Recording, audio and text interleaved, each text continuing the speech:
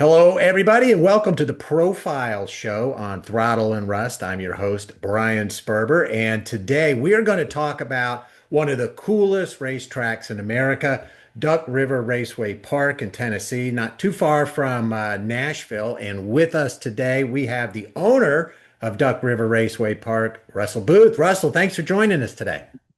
Oh, thank y'all for having us. Hey, we're really excited to talk about everything going on at the raceway and your schedule and kind of how you got involved. But before we get there, just really curious about the history of the track because it goes back quite a ways, doesn't it? It does. It goes back over 50 years. The track was built in 1973. Wow. How did, after it got built in 73, what's some of the history that got us here to the modern times? It seemed like Duck's always put out some really good racings. It's had its tough times during the years. I started going around 2000, 2001, going with a neighbor down there, and that's how I kind of got involved with the Duck River at that time. We raced for a few years. We got out, then got back in. We just kind of, raced when we could. Then in 2020, the track was up for sale, and me and my wife went after it and bought it. Oh, well, cool. So this is a real family affair then for the booth. Yes, everybody's involved on our end. And is it more than just you and your wife? Yes, my kids are involved, and guys I work with daily, they're involved on the weekends. It's a really big family, and they're the ones that carry the load week in and week out. Were you guys always involved in racing, or is this something that you kind of came to later on? No, I guess I was probably 16, 17, got into riding motorcycles and did a little go-kart racing. And my neighbor beside me, they was going to the dirt track, and that's how I initially got involved with the dirt track racing part of it. I got you. Did you, and then you were racing yourself? Yeah, well, I started out. They had an old Fiat over there in a horse barn, old cattle barn, and they was already loaded up that day. And I went over and talked to them. I said, "Anybody racing that car over there?" And they said, "No, it's just sitting over there." So I talked to them for a few minutes. I was like, "Well, if you want to race it, pull it out there, get it running, and take it down there and race it." So it was an old Fiat, 101st Airborne car back then. And I still remember the car ran good, but I can remember the first time going out on the track, the motor would lift up out of the car about a foot. I'm like, "Oh Lord, what's this?" I didn't know at the time. So we went back and chained the motor down and raced and had some fun with it. And actually ended up buying a car. Then we raced for a few more years and had a big run of bad luck with motors. So we kind of took a break and went back in 2011. Then raced pretty consistent to about 2015. Oh, cool, cool. Do you ever miss getting behind the wheel? I still get behind the wheel. I'm still able to race with my guys. All last year up to the Christmas Clash, which was the middle of December, I got involved in a pretty bad accident. We went and we totaled a car down there at Duck River. So we took it and had it rebuilt completely, and we just now got it back on the track. So I'm able to actually go out there and race with the guys week in and week out, and that's one of the things kind of helps me with the track. Kind of being able to read the track, what the racers need, and the feel of it, and if there's things that need to be addressed during the week, I kind of already know where those areas are and where I messed up the week before. Is I'm able to fix those and put out a pretty good racetrack for them. Well, you and your wife have done a lot of improvements there at Duck River, haven't you, over the last few years since you've owned it?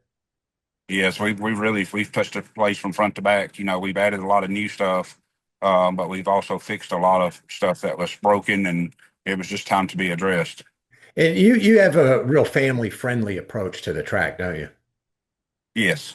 Yeah, talk a little bit about that and kind of how you approach the fan experience coming to the venue. I think a lot more people know me versus than some of them I know. Like as far as interacting with them, uh, we do a lot to give back. We try to be involved with the fans just as much as we are with the racers. Some nights we don't have as near as much time, but we do try to do different events during intermission and try to interact with them. We do a lot of giveaways. The duck drawing that we're building a new playground for the racetrack has been a really big hit. So the racers have kind of gave us the stuff to give back to the fans, and we're able to do like what we consider duck drawings every Saturday night. But all those funds have went to a new playground set for the kids that we're going to be working on here shortly. And you have a very, very busy schedule at Duck River, don't you? We do. We race 22 to 26 races a year. I think this year was about 26 races, if I'm not mistaken. But we do a lot of open practices for our guys instead of trying to see throughout the week and try to catch these guys that are just wanting a racetrack for afternoon. It just takes way too much time, and it's not really affordable that way either. So if we can open up the racetrack to everyone for a lot cheaper, then it works out, to where those guys can come practice, and it don't cost them an arm and a leg to go rent a track. Sure, sure. That adds up for the drivers and the teams for sure. And in looking at your schedule, you've got some big events still coming up this year, don't you? We do. Fourth of July is up next on the table. That's our Fourth of July special. We'll have supers in the house. I was just discussing that with Angie earlier about what we're doing on that day. So those details will be coming out later this week for the Fourth of July. Then the really big one will be Hunt the Front with the deep fry 75 that will follow up at the end of July. Oh, that's going to be awesome. And then you, like you said earlier, you guys run all the way through December, don't you? Yeah, we like the gobblers in November. Like Tennessee can be really funny about weather. So we can have a 75-degree day in November, or we can have a 25-degree day in November. So those races that are toward the end of the year, between October, November, December, they're kind of a hit or miss if we can get them in. We've been very fortunate about being able to kind of either move to the next day where it was a lot better.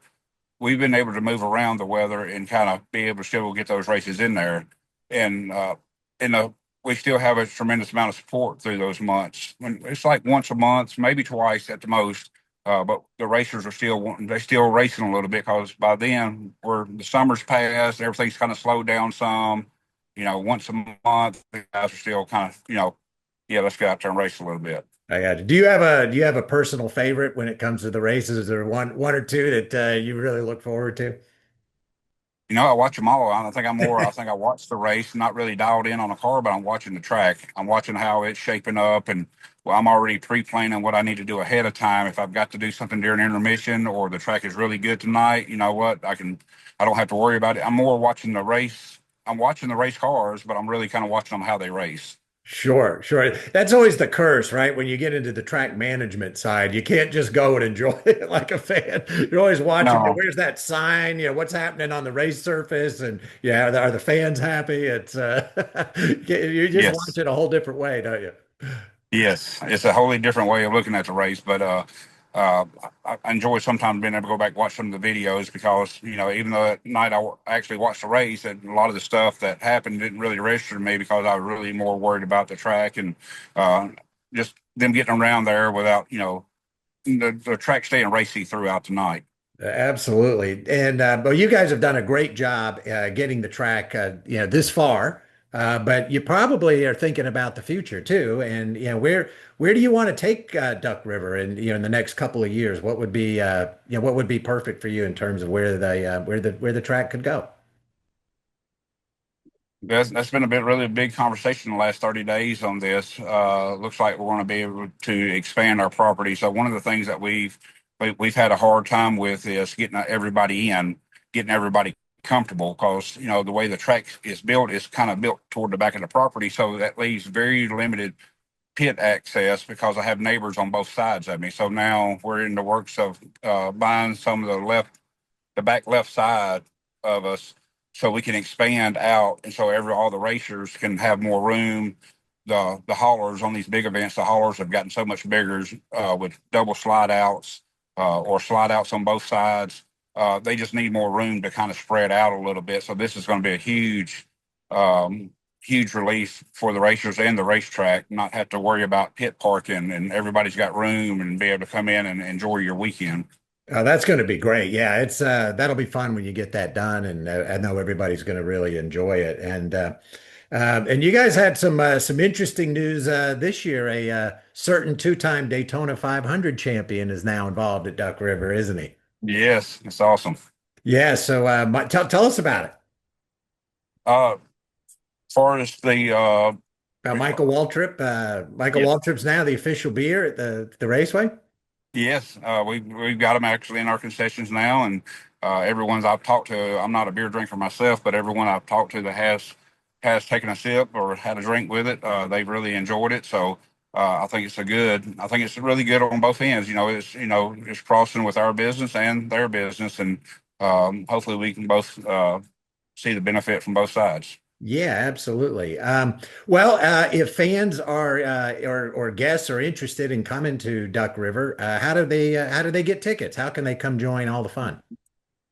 Most of our tickets are sold at the gate. Now, our really big events, sometimes they're offered on my race pass, or we'll put a link out to pre-purchase tickets. But it's just as easy as just to buy them at the gates.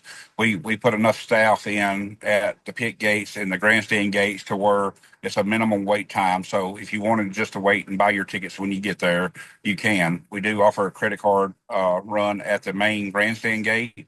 And on our big events, you can, if you want to upgrade your pit pass, you're able to do that, through a credit card if you want to. But all the pit gates are still cash on that end. But the grandstand, we do offer the credit card machine. And that's been another big improvement since we bought the racetrack. Excellent. So they could go online to your website or on social media and get the schedule, and then make plans to go visit Duck River Raceway Park. You're going to have a great time, I promise you. And Russell and Angie and everybody will take fantastic care of you, and they're going to put on a fantastic show as well. So thanks, Russell, for joining, and really appreciate it. And we can't wait to see you at Duck River Raceway Park at the next event. All right, we'll see y'all soon.